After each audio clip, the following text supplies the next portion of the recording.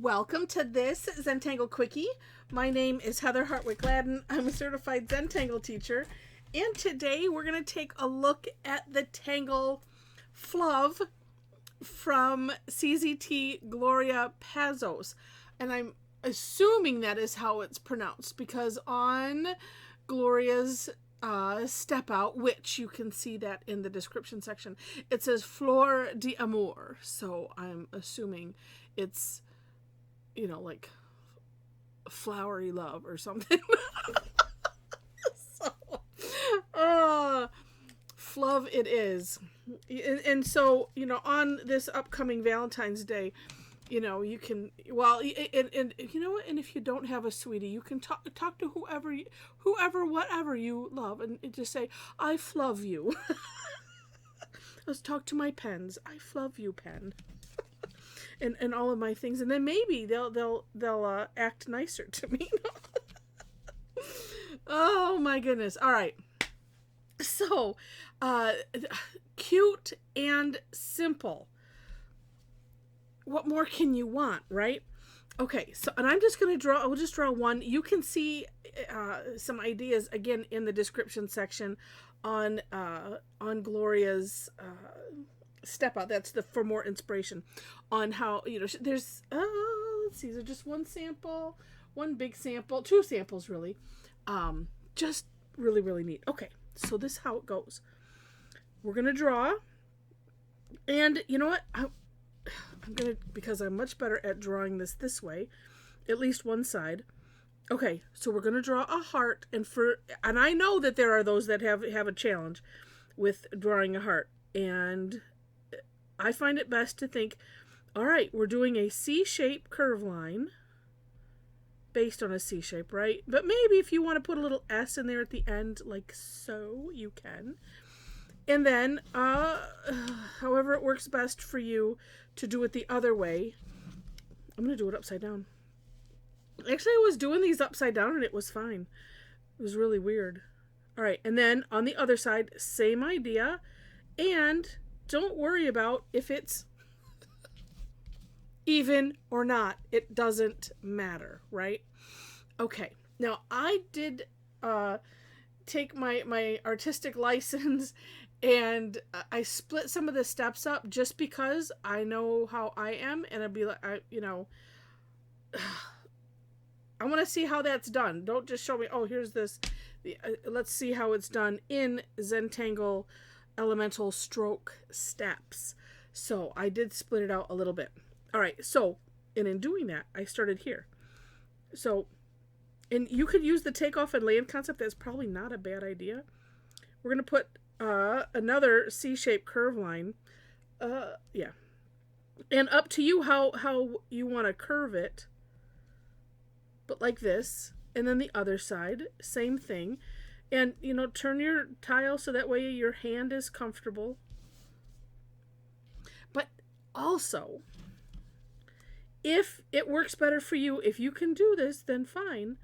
Because the next step is we're going to come from this. We're going to aura the inside, but coming from that end. And aura it. And actually, you could do both sides like this, meeting up at the middle. That makes a lot of sense. Like that. Now, I'm going, well, that's the worst one I've drawn so far. Well, almost. Yes, I'm not showing you some of my practicing. So my own mental note, well, you know what? I can fill that in, so I'm gonna. Later. All right, next step. Same thing. I did split this one up a little bit. So up here, we're going to put that little flowery type shape. And that too, C-shaped curve lines. So on one side, and of course, I'm going to do this one bigger. C-shape-ish, that kind of a curve line. And then one on the other side. Okay. Then another one, and we're not going to, it's not going to meet this, but we're just going to have it come about like that. This one, kind of the same idea, but it's going to stop right here. So we're hollow bowing, underneath this, but we're not coming out the other side. So It's like a quasi halibut. Like that. And then, these don't have to be curved at all. Up to you. Like so. And there we have it. All right, so as I mentioned, and because after this, shade, play, stuff like that. So that's what I am going to. Well, let's see. Where do I want to have? I think if I was going to have shine marks, maybe in the middle here. So I'm going to just make a scribble on either side about the same place. It doesn't have to be. You don't even have to do that if you don't want to. I like to do this because that way I remember, oh yeah, I was gonna I was gonna put some shine in there. Oh, whoops. So that's my own way to avoid the oops. And now I've taken the graphic one. And so here's the thing. Well, you know what? I'm just gonna fill it in as it is. And then we can course correct. I kind of find that to be the easiest. Because it's also then it's somewhat easier to see. And then if you're messing things up on top of it, like going a little bit outside the lines, you know what? I could add another shine, couldn't I? Maybe. Right here. Let's see. If we were well, I can always color over it. That's one way to look at it, right?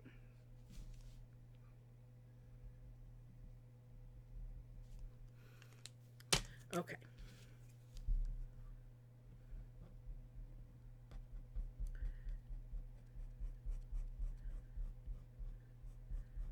Alrighty. And then to the tip. Now, one thing that I am somewhat careful, so I say somewhat because sometimes I do just get carried away with this graphic one. Sometimes I will maybe not get into the tip or really try to, get right up to the sides, and I'll come back with the 01 or the, whatever finer pen you're using, just to get into those little areas and not create new places to course correct. Okay.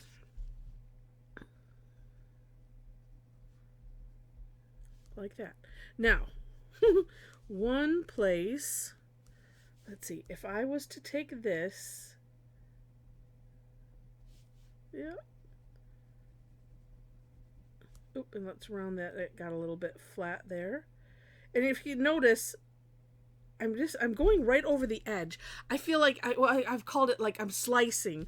I'm just shaving a little off. Or this, I'm adding, but I'm shaving away from this white. So like here, where it's just rather flat. And sometimes you can, if you just want to just make a whole new line, like so. Of course, you can. But sometimes, let's see, it's a matter of. I'm just going to go right over.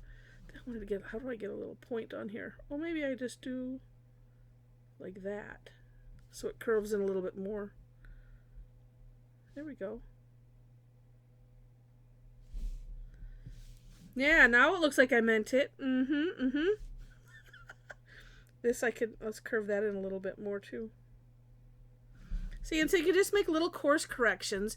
And even though it's uneven, we know it's still okay because it's Zentangle. It's whatever we want to do. Now let's get that tip. There was some other place where I was being unhappy. This is a great example for course correcting. And that's why, if you've watched any of my other videos, and I always mention when we talk about course correcting, I should say, I always mention, take a look and see, okay, well, what is it you need to correct? And then, there's the things to think about. Okay, well, will it be corrected? Is filling in going to be the best? Well, will shading just kind of cover it up and, make you happy? It's just those things to just, decide as you're like, well, let's see, now what shall I do next? There we go. And you know what?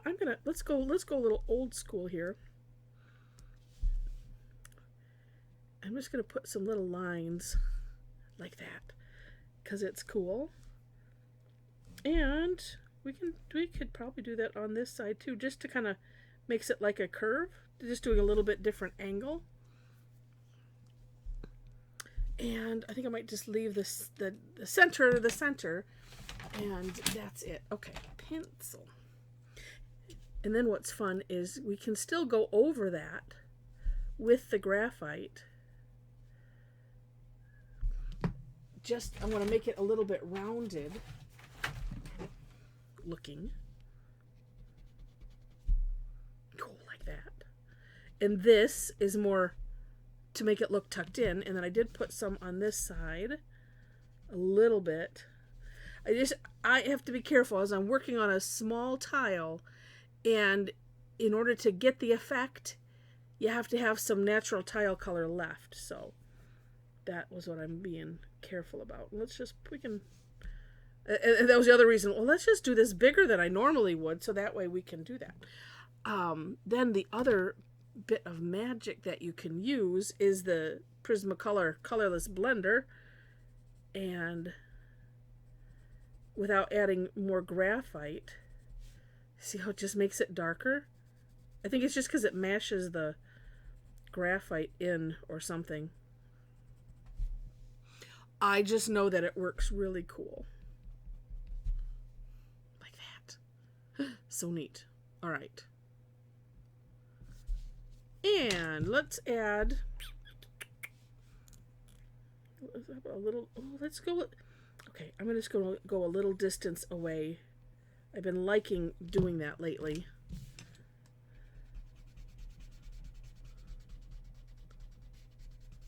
You could go right up to the edge if you want. It just is kind of neat when you do that. Ooh. Like it. And then, why not? We'll continue this. We'll just do some over here. Okay, we'll see what that looks like. And I'm laughing. Don't be afraid to play. Or let me word that differently. Play. Just play. Have fun. Enjoy. Because that's how we learn. And, you know, and it's Zentangle. It's all good. It's all good. But playing is key. And then sit back and take a look at it and decide, well, okay, what is it telling me it needs? And sometimes you might have to step away from it for a little bit and then come back. And, you know, just to have a fresh set of eyes. It really does work. So, super cute tangle. All right, so with that, and you could back up. You could lift this hollow and, you know, fill in the inside. And again, you will see those samples on the For More Inspiration link. So do take a look. All right. So if you enjoy this, and I hope you did, please click on the like button. If you liked it enough to see more, would love to have you be a subscriber to the channel.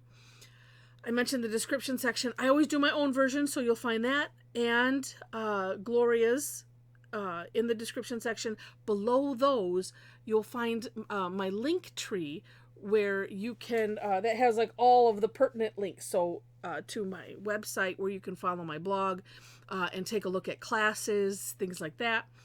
But it also has a link to this YouTube channel. So if you want to see the categories that I fully intend someday to get on my website, click on that, or click on my picture or name, and that'll take you to like the homepage of the channel. And then click on playlists, and you'll see the plethora of them. They probably need to be cleaned up, but, you know, search through if you're looking for, for things that are flowery. I have that. Leafy ones. I have those listed. There might be some that, because sometimes when I add one, I don't always go back and say, well, what other ones should apply? I have a process in mind. It just needs to be implemented to do just that. But anyway, steampunk, if you want steampunk, if you want cosmic, I think I call it cosmic. I think I was thinking out of this world, but anyway, you will see. So if you're looking for something, in that kind of a category, let's see. Also, if you would like to tangle with a bunch of other tangle addicts, we would love to have you tangle with us. If you happen to be on Facebook, we have a private group, and there's a link for that. There are 4 questions that you must answer in order to gain entry. And then also my Facebook page. So when I post classes, I post them there. There are also a couple other links for where I post classes, so you can follow me at those places if you're not on Facebook. And I think that's it. So with that, thank you so much for watching, and I wish you happy tangling.